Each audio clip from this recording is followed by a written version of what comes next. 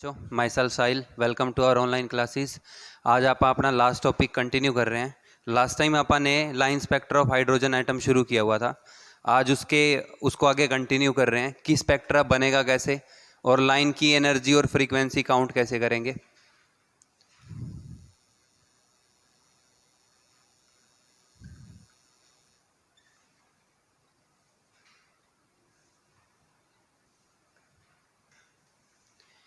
सबसे पहले तो आपने इसमें कुछ पॉइंट्स जो हैं वो ध्यान रखने हैं। सबसे पहला पॉइंट ये है कि जो लाइमन सीरीज है,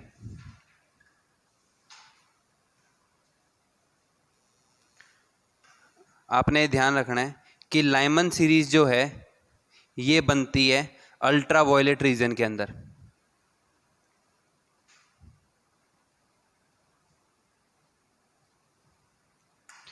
लाइमन सीरीज जो है वो अल्ट्रा वायलेट रीजन में बनेगी। जो बाल्मर सीरीज है ये विजिबल रेंज में आती है। पार्शन सीरीज जो है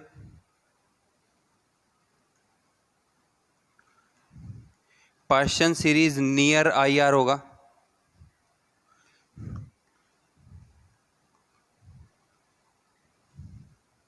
ब्रैकेट सीरीज जो है ये मिडल आईआर होगा।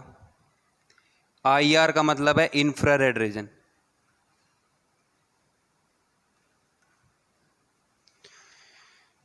इसके बाद जो प्यूफंड सीरीज है ये फार आईआर में होंगे और हम फ्री सीरीज जो है वो भी फाई आर में होगी।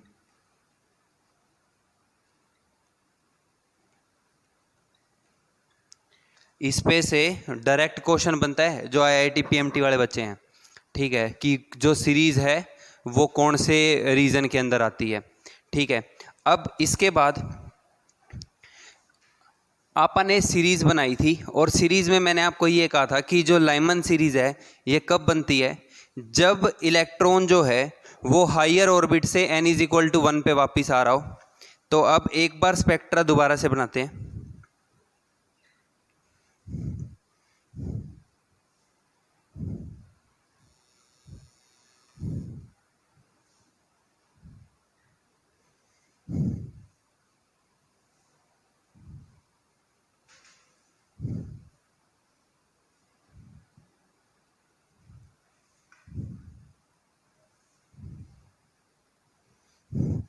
ये n is equal to 1 orbit है,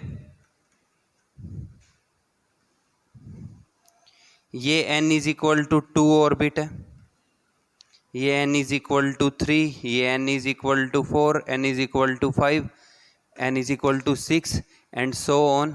ऐसे ही ये मान लेते हैं कि n इज इक्वल टू 7 है। अब एक इनके बीच में बहुत सारे ऑर्बिट बनेंगे, एक मैं बना रहा हूं भाई n is equal to infinity. ये n is equal to infinity line है। तो लास्ट टाइम आपने ये बनाया था कि जब ये इलेक्ट्रॉन है ये हायर ऑर्बिट से n इज इक्वल टू 1 पे वापिस आ रहे हैं, तो जो सीरीज बनेगी इसको लाइमन सीरीज कह रहे थे।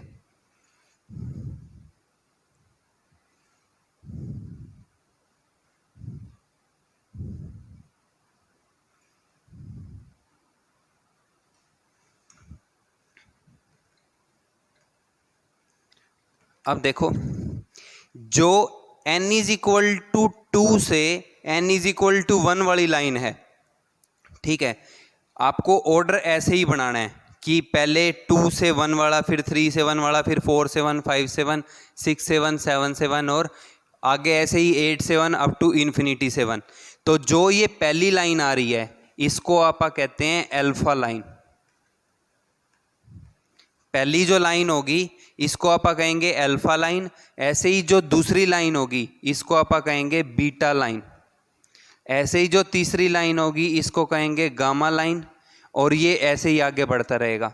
ठीक है, अल्फा बीटा गामा, उसके बाद जो नेक्स्ट आता है वो डेल्टा होता है।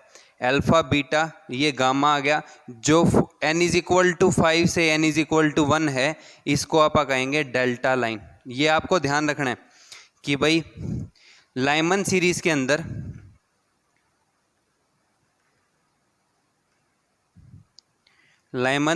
अंदर n इज इक्वल टू 2 से n इज इक्वल टू 1 वाली जो लाइन होगी इसको आप अल्फा लाइन कहेंगे। ठीक है, तो जो n is equal to infinity से n इज इक्वल टू 1 वाली लाइन है, मतलब जो लास्ट लाइन होती है इसको आप कहते हैं लिमिटिंग लाइन। ये ध्यान रखने हैं सारे। n is equal to infinity से n is equal to 1 for Lyman series, इसको आप कहते हैं लिमिटिंग लाइन। इसको आप क्या कहेंगे? Limiting line. तो ये कुछ बेसिक पॉइंट्स हैं जो आपने ध्यान रखने हैं यहाँ पे। अब इस केस के अंदर अब एक साइंटिस्ट था रिडबर्ग, उसने एक फॉर्मूला दिया था। उस फॉर्मूले से हम ये जो लाइन है इनकी एनर्जी और फ्रीक्वेंसी और वेवलेंथ को काउंट कर सकते हैं। ठीक है, अब इससे पहले आपको एक चीज़ का हमेशा ध्यान रखना है। जैसे ये लाइमन सीरीज़ बनी है ऐसे ही बाल्मर सीरीज़ भी बनाई थी अपन ने। बाल्मर सीरीज़ में मैंने आपको ये बताया था कि जब इलेक्ट्रॉन हायर ऑर्बिट से n इज इक्वल टू 2 पे वापिस आ रहा है, कि भाई हायर ऑर्बिट से n इज इक्वल टू 2 पे अगर इलेक्ट्रॉन वापिस आ रहे हैं, आपको फिर वैसे ही बनाना है। अब n इज इक्वल टू 3 से n is equal to 2, n is equal to 4 से n इज इक्वल टू 2, 5 से n इज इक्वल टू 2, और ये सीक्वेंस ऐसे ही चलता रहेगा। लास्ट लाइन क्या आएगी? n is equal to infinity से n इज इक्वल टू 2, और ये जो सीक्वेंस बन रहा होगा इस सीक्वेंस को आप क्या कहते हैं? Balmer series.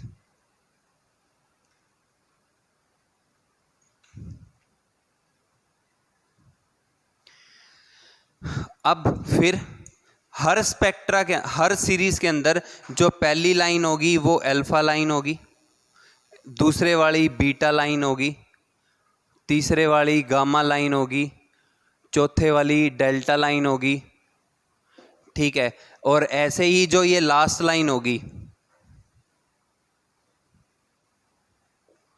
ठीक है, लास्ट लाइन कौन सी बन रही है यहाँ पे? n is equal to infinity से n is equal to 2, Balmer series. इसको आप कहते हैं limiting line of Balmer series. ऐसे ही पाश्चन सीरीज बनेगी। पाश्चन सीरीज की पहली लाइन को अल्फा लाइन, दूसरी को बीटा, तीसरी को गामा, चौथी को डेल्टा, लास्ट वाली को अल्फा, और ऐसे ही लास्ट तक जा सकते हो आप हम्फ्री सीरीज तक, और ये सारा सीक्वेंस वहाँ पे बनता रहेगा। ठीक है भाई, अब इस पे से जो क्वेश्चन आते हैं, फिर वो क्वेश्चन हमारे से ये पूछता है कि भाई पहली लाइन और दूसरी लाइन और तीसरी लाइन इनमें से फ्रीक्वेंसी वेवलेंथ ज़्यादा किसकी होंगी?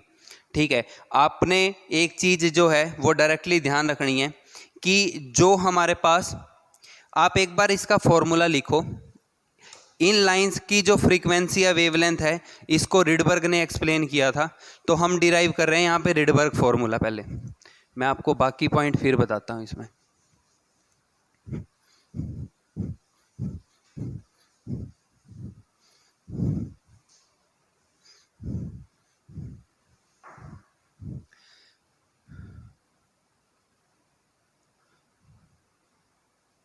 Rydberg formula for calculating frequency, wavelength and corresponding energy of each line in spectra। Spectra के अंदर जो लाइंस बन रही हैं, इन लाइंस की फ्रीक्वेंसी, वेवलेंथ और उसके कोरस्पॉन्डिंगली जो एनर्जी होगी उसको काउंट करने के लिए फॉर्मूला जो है वो रिडबर्ग ने दिया था। ठीक है, देखो फॉर्मूला क्या होगा? Nu bar is equal to 1/λ। Nu bar जो है ये वेव नंबर होता है, ध्यान रखना है फॉर्मूले में वेव नंबर है, फ्रीक्वेंसी नहीं है। फ्रीक्वेंसी इस वेव नंबर से काउंट करेंगे। वेव नंबर किसके इक्वल आ रहा है? 1/λ। लैम्डा क्या होता है? वेवलेंथ। ये इक्वल आएगा R into 1/n1 square minus 1/n2 square into में z स्क्वायर। ठीक है, अब देखो R जो है, R क्या है यहाँ पे, रिडबर्ग कांस्टेंट, और रिडबर्ग कांस्टेंट की जो वैल्यू आती है वो 1 या 109,677 सेंटीमीटर इनवर्स होती है। ठीक है, ये आपने ध्यान रखनी है, ये वैल्यू फिक्स है। ठीक है, अब n1 जो है, n1 वो नंबर है वेयर इलेक्ट्रॉन इज कमिंग, जहां पे इलेक्ट्रॉन जो है वो वापिस आ रहा है, ये क्या है, n1 है। ठीक है, और n2 क्या है, ये वो नंबर है जहां से इलेक्ट्रॉन वापिस आ रहा है। देखो n1 तो क्या है, जहां पे इलेक्ट्रॉन वापिस आ रहा है, n2 क्या है, जहां से इलेक्ट्रॉन वापिस आ रहा है। ठीक है, तो n2 क्या रिप्रेजेंट कर रहा है हमारे को, स्टेट और orbit from where electron is coming, जहां से इलेक्ट्रॉन वापिस आ रहा है उस स्टेट को आप क्या कहेंगे, n2, और n1 क्या होगी, वो स्टेट जहां पे इलेक्ट्रॉन वापिस आ रहा होगा। अब बात आती है लाइमन सीरीज की। मैंने आपको ये कहा था कि भाई लाइमन सीरीज बनेगी कब, लाइमन सीरीज तब बनती है जब इलेक्ट्रॉन हायर स्टेट से कहां पे वापिस आ रहे हो, n इज इक्वल टू 1 पे। अब देखो लाइमन सीरीज हमने यही बनाई थी, हर एक लाइन जो है उसमें क्या हो रहा था कि इलेक्ट्रॉन हायर स्टेट से कहां पे वापस आ रहा है, n इज इक्वल टू 1 पे। तो लाइमन सीरीज के अंदर n1 की वैल्यू तो हमेशा क्या होगी, 1 होगी, और n2 की जो वैल्यू है वो 2 3 अप टू क्या हो सकती है, इन्फिनिटी। भाई इलेक्ट्रॉन वापस कहां पे आएगा, n इज इक्वल टू 1 पे, तो n1 की वैल्यू 1 होगी। कहां से वापस आ रहा है, सारी की सारी हायर स्टेट से वापस आ रहा है, टू n2 की वैल्यू 2 से लेके इन्फिनिटी तक हो सकती है। ठीक है, अब मैं आपको एक बार सीक्वेंस बना के दे देता हूं ये सारा।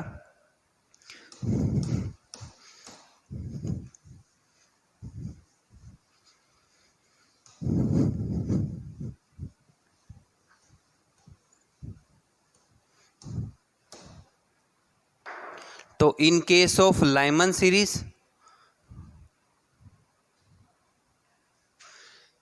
n1 की वैल्यू तो 1 होगी, n2 की वैल्यू 2 3 4 अप टू इन्फिनिटी है।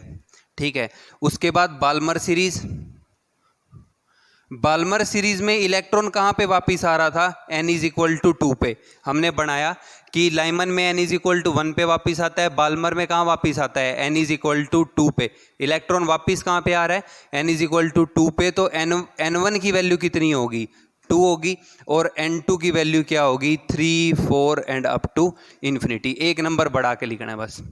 ठीक है, इसके बाद नेक्स्ट है पाश्चन सीरीज। अब पाश्चन सीरीज में इलेक्ट्रॉन कहां पे वापिस आ रहा था, n इज इक्वल टू 3 पे, n इज इक्वल टू 3 पे वापिस आ रहा था, तो n1 की वैल्यू क्या आ जाएगी, 3। ऐसे ही कोरस्पॉन्डिंगली n2 की वैल्यू कितनी होगी, 4 5 6 अप टू इन्फिनिटी। ऐसे ही नेक्स्ट ब्रैकेट सीरीज। अब ब्रैकेट सीरीज के अंदर इलेक्ट्रॉन कहाँ वापिस आ रहा था, n की वैल्यू 4 पे, तो n1 की वैल्यू कितनी हो जाएगी, 4, n2 की वैल्यू 5 6 अप टू इन्फिनिटी। ऐसे ही प्यूफंड सीरीज। अब प्यूफंड सीरीज के अंदर इलेक्ट्रॉन 5 पे वापिस आ रहा था, तो n1 की वैल्यू क्या हो जाएगी, 5, n2 की वैल्यू क्या हो जाएगी, 6 7 8 अप टू इन्फिनिटी। उसके बाद हम्फ्री सीरीज। अब इसमें इलेक्ट्रॉन कहां पे वापिस आता है, n1 की वैल्यू 6 पे, तो n2 की वैल्यू क्या होगी, 7 8 9 up to infinity.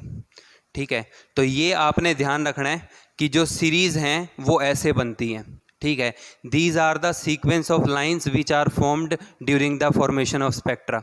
Now next point is what is about the concept of frequency, wavelength and correspondingly energy. अब हम एनर्जी, फ्रीक्वेंसी ये सब कैलकुलेट करते हैं। तो देखो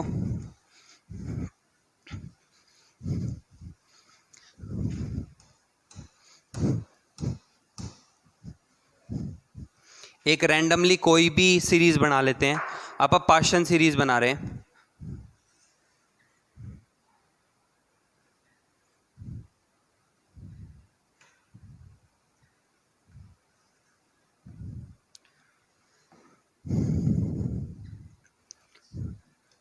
n is equal to 1, n is equal to 2, n is equal to 3, n is equal to 4, 5, 6, 7 और last में आ जाएगा n is equal to infinity. Partial series में हमने ये पढ़ा है इलेक्ट्रॉन वापस कहाँ पे आता है, n is equal to 3 पे। तो इलेक्ट्रॉन जो है वो कहाँ वापस आ रहा होगा, n is equal to 3 पे। तो आप सारी की सारी लाइंस बना लो। अब ये हमारे पास आ रही है n इज इक्वल टू 4 से n इज इक्वल टू 3 पे जो लाइन आ रही है इसको क्या कह रहे थे, अल्फा लाइन या फर्स्ट लाइन। ऐसे ही जो दूसरी लाइन थी इसको बीटा लाइन या इसको हम कह रहे थे सेकंड लाइन। अब हम डायरेक्टली एनर्जी और फ्रीक्वेंसी और वेवलेंथ को यहाँ पे पढ़ते हैं कि कैसे काउंट करेंगे। अब देखो, मान लो कि वो आपसे ये पूछ ले कि जो दो लाइनें हैं इन दो लाइनों में से बताओ किस लाइन की एनर्जी या फ्रीक्वेंसी की वैल्यू जो है वो ज़्यादा होगी। ठीक है, अब आप वेव नंबर निकाल रहे हैं फर्स्ट लाइन का। मैं पार्शियल सीरीज सोल्व कर रहा हूँ, आप बाकी कोई भी कर सकते हो। हर सीरीज के अंदर सीक्वेंस सेम बनेगा, फॉर्मूला ये लिखा हुआ है। ठीक है, अब न्यू बार जो है अगर वो आप निकाल लें अल्फा लाइन का, ठीक है, वेव नंबर अगर आप निकाल रहे हैं अल्फा लाइन का तो वो किसके इक्वल है, 1/λ। लैम्डा किसका निकाल रहे हैं आप, अल्फा लाइन का। ये किसके इक्वल है, आर तो कांस्टेंट है, इंटू 1/n1 की वैल्यू क्या बताइए मैंने आपको पार्शियल सीरीज के लिए 3। भाई इलेक्ट्रॉन कहाँ पे वापिस आ रहा है, 3 पे, तो 3 का स्क्वायर करोगे माइनस पहली लाइन कौन सी है, पहली लाइन हमारे पास बन रही है कि जब electron n is equal to 4 से वापिस आ रहा है कहाँ पे, n इज इक्वल टू 3 पे, तो 1/4 का क्या कर दोगे, स्क्वायर। अब मान लो कि ये आप हाइड्रोजन के लिए सोल्व कर रहे हैं, तो हाइड्रोजन के लिए z की वैल्यू कितनी होती है, 1, तो इनटू क्या आ जाएगा, 1 का स्क्वायर। ठीक है, तो भाई अपने पास क्या आ रहा है, 1/λ of alpha line is equal to r into 1/9 minus 1/16। ठीक है, अब आप इसको सोल्व कर लो, तो आप एलसीएम लेके सोल्व करोगे तो एलसीएम 16 इंटू 9, तो 16 माइनस 9 r 7/16 इंटू 9, ये हमारे पास किसकी वैल्यू आ जाएगी, 1/λ ऑफ अल्फा लाइन। ठीक है, अब आप काउंट करते हैं सेकंड लाइन की वेवलेंथ क्या होगी। ठीक है, तो देखो इसी पार्शियल सीरीज की सेकंड लाइन जो होगी बीटा लाइन, अगर आप उसकी वेवलेंथ निकालें, wave number of beta line is equal to 1/λ of beta line which is equal to r into, अब पार्शियल सीरीज के लिए n1 की वैल्यू तो फिक्स है 3 है, तो 1/3 का स्क्वायर करोगे माइनस सेकंड लाइन कौन सी है, electron n is equal to 5 से वापिस आ रहा है कहाँ, n इज इक्वल टू 3 पे, तो 5 का क्या आ जाएगा, स्क्वायर। तो r इंटू 1/9 माइनस 1/25, एलसीएम ले लो, तो 25 इंटू 9, तो 25 minus 9 r 1/λ of beta line, तो 1/λ of beta line is equal to r into minus करोगे 16/25 इंटू 25 इंटू 9। अब मान लो कि हम दोनों को कंपेयर करके देखते हैं। मान लिया कि मैंने ये इक्वेशन फर्स्ट है, ये इक्वेशन सेकंड है। ठीक है, मैं इक्वेशन दोनों को डिवाइड कर रहा हूँ, मैं यहाँ पे 2/1 कर रहा हूँ, मैं इक्वेशन 2 को डिवाइड कर रहा हूँ 1 से, तो मेरे पास क्या आएगा, देखो 1/λ ऑफ बीटा लाइन। ठीक है, अगर आप इसको रिवर्स करते हो, ठीक है, तो पहले एक बार रिवर्स कर लो। रिवर्स करने पे आपके पास क्या बनेगा, lambda of beta line by 1, तो वो वैल्यू सेम रहेगी 25 इंटू 9 बाय 16 इंटू आर। इसको मान लो आप इक्वेशन 2। ऐसे ही यहाँ पे इसको भी रिवर्स कर लो, तो lambda of alpha line is equal to 16 into 9 by 7 R. ठीक है, अब ये 1 है, अब 2 बाय 1 कर दो तो हमारे पास क्या आएगा, lambda of beta line upon lambda of alpha line is equal to, अब ये ऊपर रख रहे हैं तो 25 इंटू 9 बाय 16 इंटू आर, और क्या है इंटू 16 इंटू 9 इंटू 7 आर। ये 7 आर ऊपर चला जाएगा, आर से आर कैंसिल हो जाएगा, 9 से 9 कैंसिल हो जाएगा। अब इसके बाद देखो हमारे पास बच क्या रहा है, 25 इंटू 7 बाय में 16 इंटू 16। ठीक है, आप फिर से देख लो, 25 इंटू 9 बाई 16 इंटू आर, ये हमने रिवर्स करके निकाला था, ये यहाँ पे रख दिया। अपॉन कर रहे हो तो 16 इंटू 9 नीचे रह जाएगा, 7 आर ऊपर, आर से आर कैंसिल, 9 से 9 कैंसिल। ठीक है, अब बच रहे 25 इंटू 7 बाई 16 इंटू 16। अब इस फैक्टर को सोल्व करो तो ये आपके पास वैल्यू आ जाएगी डिवाइड करके,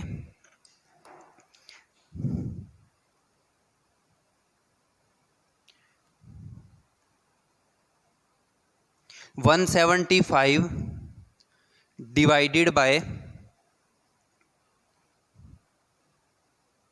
256, तो lambda of beta line upon lambda of alpha line, हमारे पास जो रेशो आ रहा है वो ये है। अब इसके बाद इसको आप यहाँ ले जाके मल्टीप्लाई कर सकते हो। ठीक है, जब आप यहाँ ले जाके इसको मल्टीप्लाई कर रहे हो तो आपके पास हमारे पास क्या बन रहा है कि लैम्डा जो है किसका ज़्यादा होगा, देखो लैम्डा ऑफ बीटा लाइन जो है वो 175 बाय 256 है किसके, लैम्डा ऑफ अल्फा लाइन के। ठीक है, अगर आप इस फैक्टर को सोल्व करते हो 175 डिवाइडेड बाय 256, तो जो वैल्यू है, वैल्यू भाई अपने पास आ रही है 0.68 into lambda of alpha line. भाई अगर लैम्डा ऑफ अल्फा लाइन 1 है तो बीटा लाइन कितना होगा 0.68। अब कौन सी ज़्यादा है, लैम्डा ऑफ अल्फा लाइन ज़्यादा है।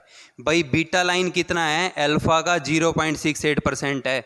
तो इसका मतलब क्या है कि जब आप सीक्वेंस में लेफ्ट से राइट जा रहे होगे तो वेवलेंथ की वैल्यू क्या होगी, डिक्रीज होगी। मैंने आपको ये सारा का सारा कंसेप्ट बताया इसीलिए है, ये आपने ध्यान रखना है कि जब आप ऐसे पहली से दूसरी लाइन, तीसरी लाइन, चौथी और लास्ट तक जा रहे हो तो हमारे पास सीक्वेंस क्या बन रहा होगा कि भाई वेवलेंथ तो हो रही होगी डिक्रीज और फ्रीक्वेंसी क्या हो रही होगी, इंक्रीज, क्योंकि फ्रीक्वेंसी और वेवलेंथ में इनवर्स रिलेशन होता है, nu is equal to c by lambda. अगर ये डिक्रीज हो रहा है तो ये इंक्रीज होगा। ठीक है, तो लेफ्ट से राइट जाते हुए क्या हो रहा है, वेवलेंथ तो हो रही है decrease, wavelength of lines is decreasing. अब वेवलेंथ डिक्रीज हो रही है and frequency of lines is increasing. अभी मैंने आपको बताया दोनों क्या होते हैं, इनवर्स रिलेशन में होते हैं। तीसरी बात बेटा केस की रहेगी एनर्जी की, एनर्जी किसके इक्वल होता है, E is equal to h nu. अगर फ्रीक्वेंसी बढ़ रही है तो एनर्जी भी क्या होगी, इंक्रीज होगी। And also energy of lines is increasing from left to right। अब आपने ये पूरा का पूरा कंसेप्ट सोल्व किया है पास्चन सीरीज के लिए। आप ऐसे ही Lyman series, Balmer series, Brackett series, Pfund series और हमफ्री सीरीज के लिए कर सकते हो। आपको ध्यान रखना है बस ये चीज़ें, क्योंकि क्वेश्चन जो है वो डायरेक्टली ऐसे ही आते हैं। कि जैसे हम पहली लाइन से दूसरी पे जा रहे हैं तो वेवलेंथ पे क्या फ़र्क पड़ेगा, डिक्रीज़ होएगी।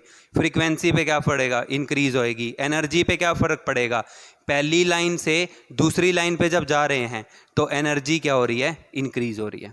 ठीक है, आप एनर्जी को भी सोल्व करके देख सकते हो। अब इसके बाद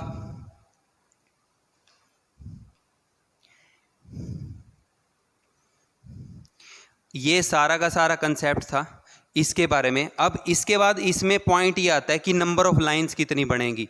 ठीक है, जो बच्चे IIT PMT प्रिपेयर कर रहे हैं उनके लिए वो इम्पोर्टेंट पॉइंट है ये कि भाई जो हम सीक्वेंस बना रहे हैं ये, ठीक है, तो उस सीक्वेंस के अंदर टोटल नंबर ऑफ लाइंस कितनी बनती हैं।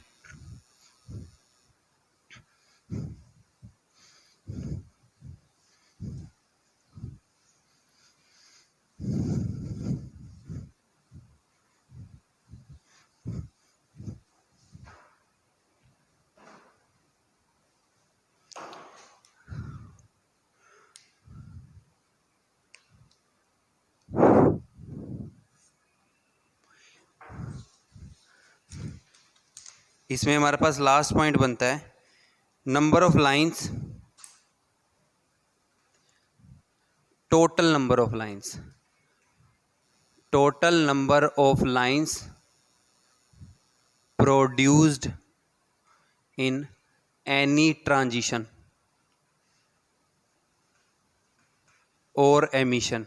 एमिशन और ट्रांजिशन का मतलब एक ही है भाई। तो अगर मान लो कि कोई एमिशन हो रहा है, उस एमिशन के अंदर कितनी नंबर ऑफ टोटल लाइंस बन रही होंगी, तो फॉर्मूला जो बनेगा वो ये होगा N2 minus N1, N2 minus N1 into N2 minus N1 plus 1 divided by 2। तो जो टोटल नंबर ऑफ लाइंस बन रही होंगी वो हमारे पास इस फॉर्मूले से काउंट हो सकती हैं, या आप फॉर्मूला यहाँ पे लगा सकते हो N2 माइनस N1। अब ऐसे लिखोगे फिर N2 माइनस N1 का जो टोटल आएगा, जो इनका डिफरेंस आएगा उसका समीशन। ठीक है, डिफरेंस का समीशन। मान लो कि ट्रांजिशन हो रहा है, अगर electron n is equal to 4 से n इज इक्वल टू 1 पे वापिस आ रहा है और मान लो वो पूछ रहा है आपसे टोटल नंबर ऑफ लाइंस कितनी होंगी। अब इस केस के अंदर मैं दोनों फॉर्मूले से आपको सोल्व करके दिखा देता हूं आंसर कैसे आएगा। पहले से करें तो इलेक्ट्रॉन कहाँ पे वापिस आ रहा है, n इज इक्वल टू 1 पे, तो n1 की वैल्यू तो 1 होगी। कहाँ से आ रहा है, n2 की वैल्यू कितनी होगी, 4। तो 4 minus 1 into 4 minus 1 plus 1 divided by 2, तो 3 into minus 1 plus 1 cancel, 3 into 4 by 2, तो टोटल नंबर ऑफ लाइंस कितनी बन रही होंगी, 6। अब आज जो देखो दूसरे फॉर्मूले को कैसे सोल्व करते हैं। तो भाई दूसरा फॉर्मूला हमारे पास ये है N2 minus N1 is equal to summation of delta n। ठीक है, अब देखो कि 4 माइनस 1 कितना आएगा, 3। इसका क्या करना है आपने, समीशन। भाई 3 प्लस एक एक वैल्यू घटाते रहो और जोड़ते रहो, 3 प्लस 2 प्लस 1। इसके बाद इसमें से एक में से एक घटाओगे तो कितना आ जाएगा, 0। तो टोटल कितना आएगा, 6। ठीक है, या अब इसमें एक फॉर्मूला और बन सकता है, आप तीनों में से कोई भी फॉर्मूला यूज कर लेना। n into n minus 1 by 2। N जो है ये स्टेट है from where electron is coming, जहां से इलेक्ट्रॉन जो है वो वापिस आ रहा है। अब इलेक्ट्रॉन कहां से वापिस आ रहा है, n इज इक्वल टू 4 से n इज इक्वल टू 1, तो ये n की वैल्यू कितनी लेंगे आप 4। तो 4 into 4 minus 1 by 2 that is 4 into 3 by 2, तो ये भी कितना आएगा, 6। तो जो टोटल नंबर ऑफ लाइंस बन रही होंगी भाई वो कितनी होंगी, 6 होंगी। ठीक है, तो ये हमारे पास कंसेप्ट था सारा का सारा जो हाइड्रोजन का लाइन स्पेक्ट्रा है। अब इस पे से हम क्वेश्चन प्रैक्टिस करेंगे नेक्स्ट टाइम। अब 1 मिनट में आपको ये बता देता हूँ कि ये 6 लाइन बनेंगी कैसे, ताकि आपको डाउट ना रहे।